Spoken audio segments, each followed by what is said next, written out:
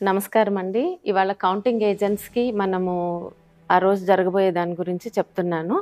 So, first మీరు counting ఏజెంట్‌గా ఉదయం 6 గంటలకల్లా కౌంటింగ్ రూమ్స్‌కి, హాల్‌కి వెళ్ళిపోవాలండి. మీతో వెళ్తున్నప్పుడు మీరు తీసుకువెళ్ళాల్సినయి ముఖ్యంగా ఇది 18 డిక్లరేషన్ ఫార్మ్. ఇక్కడ మీరు ఆ రిటర్నింగ్ ఆఫీసర్ దగ్గర సంతకం చేయాల్సి ఉంటుంది. సో, ఈ ఫార్మ్ తీసుకువెళ్ళండి. తర్వాత మీకు ఐడీ ఇస్తారు, ఐడీ బ్యాడ్జ్ అదొకటి. తర్వాత Aadhaar or any photo ID, అలాగే ఒక బుక్లెట్ను, పెన్ మీరు నోట్ చేసుకోవడానికి. మీ దగ్గర 17C ఫామ్స్ ఉంటే కనుక పోలింగ్ బూత్వి అవి ఇవన్నీ తీసుకోండి. ముందే భోంచేయండి, ట్యాబ్లెట్స్ తీసుకొని లోపలికి వెళ్ళండి. సెల్ ఫోన్స్ తీసుకువెళ్ళొద్దు. ఒకసారి కౌంటింగ్ ఏజెంట్స్ మీరు లోపలికి వెళ్ళాక బయటికి రావడానికి ఉండదు. సో అలాగే మీ బ్యాడ్జ్ మీద ఉన్న నెంబర్, అంటే మీకు ఏ టేబుల్ నెంబర్ అనేది ముందే తెలుస్తుంది, ఏ టేబుల్ నెంబర్ వద్ద కూర్చుంటారో. సో మీరు ఆ టేబుల్ దగ్గరే కూర్చోవాలి, ఇంకెక్కడికి తిరగడానికి ఉండదు. సో ఇప్పుడు లోపలికి వెళ్ళాక కౌంటింగ్ హాల్ సెటప్ గురించి చెప్తాము. సో మీరు లోపలికి సైన్ చేసి వెళ్ళాక ఇలా హాల్లోకి వెళ్ళాక ఇదంతా రెడ్ కలర్లో ఉన్నది ఫెన్స్ ఉంటుందండి. అంటే దీని లోపల ఓన్లీ ఎలక్షన్ కమిషన్ అపాయింట్ చేసిన వ్యక్తులు మాత్రమే ఉంటారు.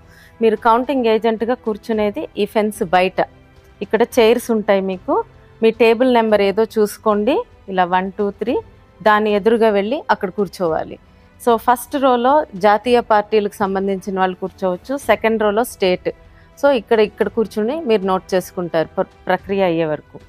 సో నెక్స్ట్ వచ్చేసి ఇక్కడ 14 టేబుల్స్ ఉంటాయి. సో ఇది ఎమ్మెల్యే సెటప్ ఒకటి ఉంటుంది, ఎంపీకి ఒక కౌంటింగ్ హాల్ ఉంటుంది. సో 2 కౌంటింగ్ హాల్స్ ఉంటాయి. సో ఎక్కడైనా సరే 14 టేబుల్స్ ఉంటాయి. ఈ 14 టేబుల్స్లో ఒక్కొక్క టేబుల్ వద్ద మీకు ఒక కౌంటింగ్ సూపర్వైజరు, కౌంటింగ్ ఆఫీసరు, ఒక అబ్జర్వరు ఉంటారనమాట. అలాగే ఒక రిటర్నింగ్ ఆఫీసర్ ఉంటారు, ఒక అసిస్టెంట్ రిటర్నింగ్ ఆఫీసరు, మన ఏజెంట్, ఇంకొక ఏజెంట్. ఇక్కడ ఈ అసిస్టెంట్ రిటర్నింగ్ ఆఫీసర్ దగ్గర కూడా ఎమ్మెల్యేను, ఎంపీ ఏజెంట్స్ ఉంటారు. అలాగే మీకు పోస్టల్ బ్యాలెట్స్ అది జరుగుతుంటే అదే పోస్టల్ బ్యాలెట్ టేబుల్ దగ్గర కూడా మన ఏజెంట్, ఎమ్మెల్యే కానీ ఎంపీ ఏజెంట్ కానీ ఉంటారు. సో ఇది సెటప్. ఇప్పుడు కౌంటింగ్ ప్రక్రియ గురించి అండి.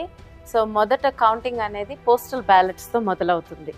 మీకు 7 నియోజకవర్గాలు ఉన్నాయనుకోండి, ఒక పార్లమెంట్ పరిధిలో 7 కౌంటింగ్ హాల్స్ ఉంటాయి. అలాగే ఎమ్మెల్యేవన్నీ విడిగా జరుగుతాయి, ఒక హాల్లో జరుగుతుంది. ఎంపీ కౌంటింగ్ విడిగా జరుగుతుంది. సో పోస్టల్ బ్యాలెట్స్ ఒక ఎమ్మెల్యేకి అదే హాల్లో పక్కన కొన్ని టేబుల్స్ వేస్తారు, అంటే ఒక 4-5 టేబుల్స్ వేసి పోస్టల్ బ్యాలెట్ కౌంటింగ్ జరుగుతుంది. పోస్టల్ బ్యాలెట్స్ ఆర్ఓ ఆఫీసర్ ఆధ్వర్యంలో జరుగుతుంది.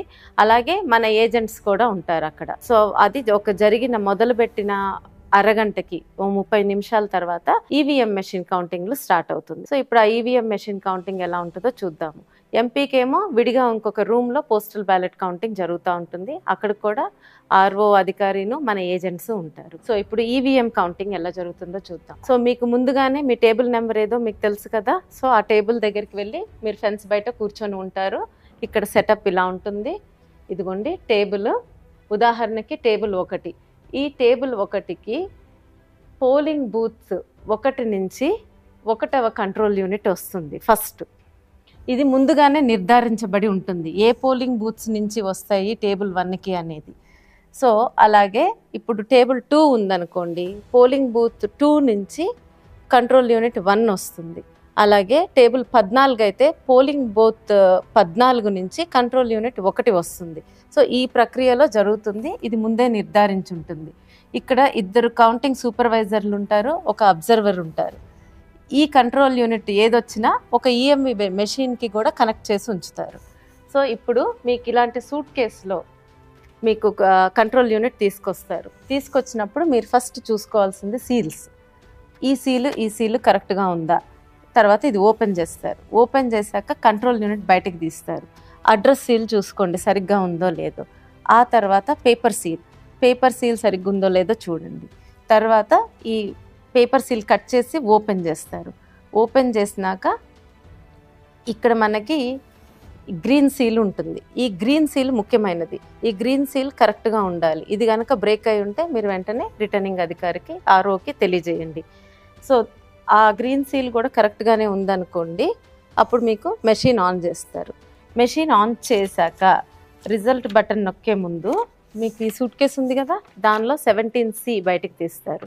బయటికి తీసి మీకు క్లియర్గా ఇక్కడ చదువుతారు. ఇది తీసినప్పుడు మీ దగ్గర కూడా 17C ఫామ్ ఉండాలి, మీరు పోలింగ్ డేట్ నుంచి తెచ్చుకున్నది. అది లేకపోతే మీకున్న పేపర్లో ఆ ఇన్ఫర్మేషన్ ఉంటే గనక మీరు దాన్ని సరిచూసుకోండి. ఇక్కడ ముఖ్యంగా పోలింగ్ బూత్ నెంబర్ చదువుతారు, అది చూసుకోండి. ఆ తర్వాత నెక్స్ట్ కంట్రోల్ యూనిట్ నెంబర్ చదువుతారు, అది కూడా మీతో సరిగ్గా ఉందో లేదో చెక్ చేసుకోండి మీ దగ్గర ఉన్న 17Cలో. తర్వాత టోటల్ ఓట్స్, అంటే ఆ బూత్లో టోటల్ ఓట్స్ ఎన్నైనాయో చూపిస్తారు, ఆ నెంబర్ కూడా మీరు నోట్ చేసుకోండి. ఫస్ట్ ఇది మీరు చేయాల్సింది. తర్వాత ఈ గ్రీన్ సీల్ సరిగ్గానే ఉంది అనుకున్నాక ఈ బటన్ నొక్కుతారనమాట. ఈ బటన్ నొక్కగానే మీకు రిజల్ట్స్ కనిపించడం మొదలవుతాయి. సో రిజల్ట్స్ వస్తున్నప్పుడు ఫస్ట్ మీకు పోలింగ్ తేదీ కనిపిస్తుంది, నోట్ చేసుకోండి. తర్వాత టోటల్ నెంబర్ ఆఫ్ ఓట్స్ కనిపిస్తాయి. ఆ టోటల్ నెంబర్ ఆఫ్ ఓట్స్ మనకి ఇప్పుడు ఈ 17Cలో మీరు ముందు చూసుకున్నారు కదా, ఆ ఓట్స్ నెంబర్ కరెక్ట్ టాలీ అవ్వాలి. ఒకవేళ అది టాలీ అవ్వలేదనుకోండి, వెంటనే ఆర్ఓ ఆఫీసర్కి తెలియజేయండి.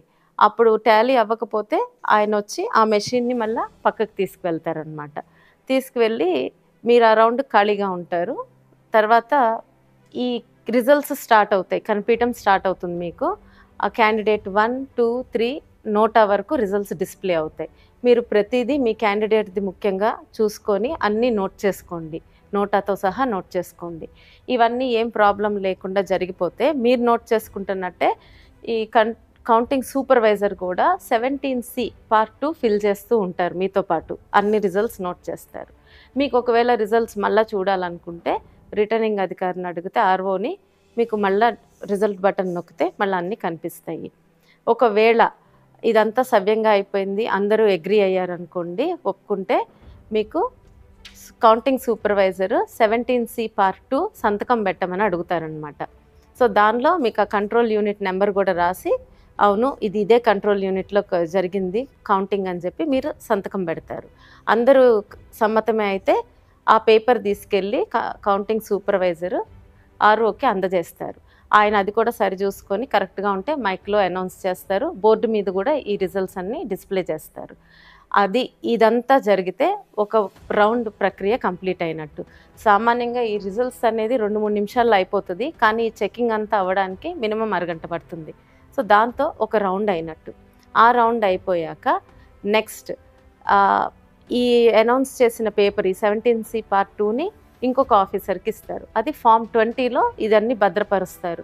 ఫామ్ 20ని బట్టే మనకి తర్వాత క్యాండిడేట్స్కి అందించేది, దాన్ని బట్టే మన డిక్లేర్ చేసేది రిజల్ట్ని. సో ఇప్పుడు ఇదంతా అయిపోయాక మళ్ళీ మీ టేబుల్కి పోలింగ్ బూత్ 1 నుంచి సెకండ్ కంట్రోల్ యూనిట్ వస్తుందన్నమాట. సో అట్లా రెండో రౌండు ఆ నియోజకవర్గంలో ఉన్న పోలింగ్ బూత్స్ అన్ని కంట్రోల్ యూనిట్స్ అయిపోయే వరకు ఈ ప్రక్రియ కొనసాగుతుంది, అన్ని రౌండ్స్ అవుతాయి. మొత్తం నియోజకవర్గంలో అన్నీ అయిపోయినాయి అనుకోండి, మీకు లాస్ట్లో ఒక వీవీప్యాట్ మెషిన్ ఒక 5ని లాటరీ సిస్టంలో తీస్తారు. తీసి ఇక్కడే మీకు పక్కన ఇంకొక గదిలో మీ అందరికి కనిపిస్తుంది, అక్కడే వాటిని కౌంట్ చేస్తారు. ఆ పేపర్ స్లిప్స్ అన్నీ కౌంట్ చేస్తారు. అవి దానికి సంబంధించిన కంట్రోల్ యూనిట్లో నెంబరు సరిగ్గా ఉందనుకోండి, దాంతో కౌంటింగ్ ప్రక్రియ కరెక్ట్గానే ఉందని నిర్ధారిస్తారు. సో ఇప్పుడు ఏమేమి సమస్యలు రావచ్చు, ఒకవేళ మీకు ఈ కంట్రోల్ యూనిట్స్ తెచ్చినప్పుడు సీల్స్ సరిగ్గా లేకపోయినా, ఏ సీల్ లేకపోయినా రిటర్నింగ్ అధికారికి ఆర్ఓకి తెలియజేయండి. సో ఈ గ్రీన్ సీల్ వరకు బాగానే ఉంటే మీకు యాక్చువల్లీ ముందు కంటిన్యూ చేస్తారు.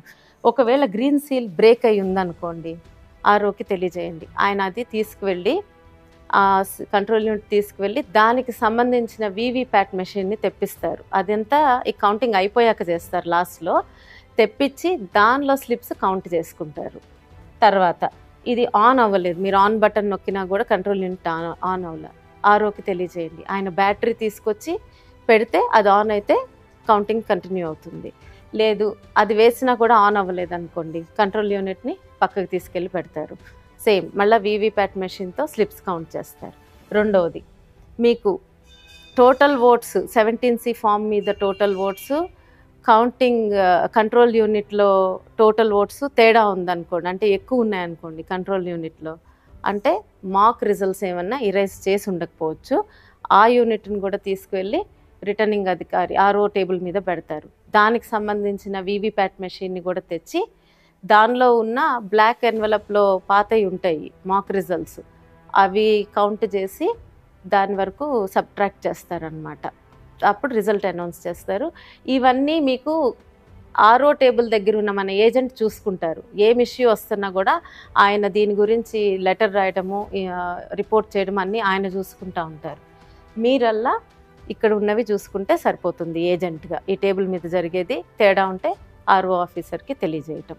సో ఇవి అండి వచ్చే ఇష్యూస్. ఏమన్నా మీరు దయచేసి కౌంటింగ్ ప్రక్రియ మొత్తం కంప్లీట్ అయ్యే వరకు హాల్లోనే ఉండండి.